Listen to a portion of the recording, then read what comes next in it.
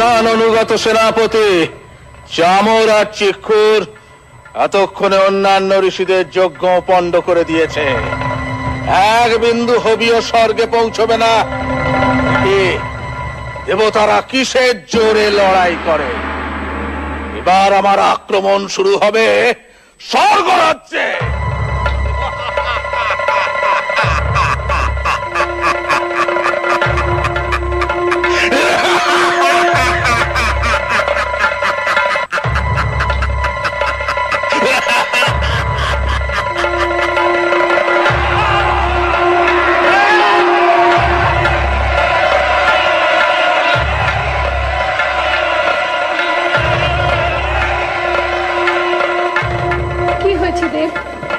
আপনাকে এত উদ্বিগ্ন দেখাচ্ছে? স্বর্গে স্বর্গে ওদের অত্যাচার শুরু হয়ে গেছে দেবী। হ্যাঁ দেবী, সমস্ত যজ্ঞ ওরা পণ্ড করছে। হোমে কোনো ঘৃতাহুতি পড়ছে না। সে কি?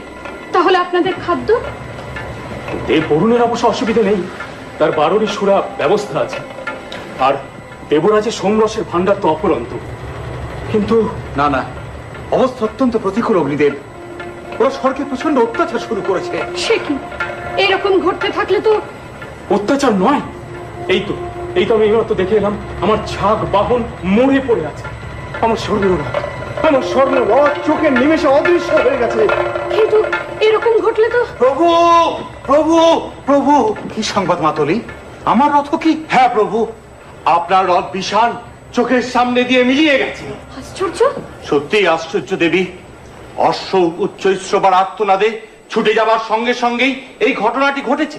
আমি এখনই রথে আরোহণ করে ব্রহ্মাকে সংবাদ দেব।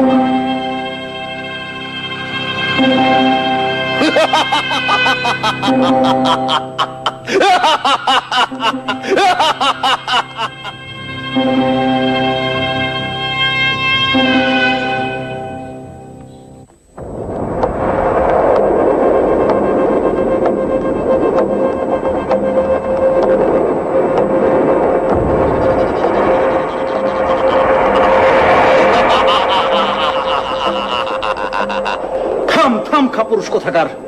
সাহস থাকে তো সম্মুখ যুদ্ধে অবতীর্ণ হ।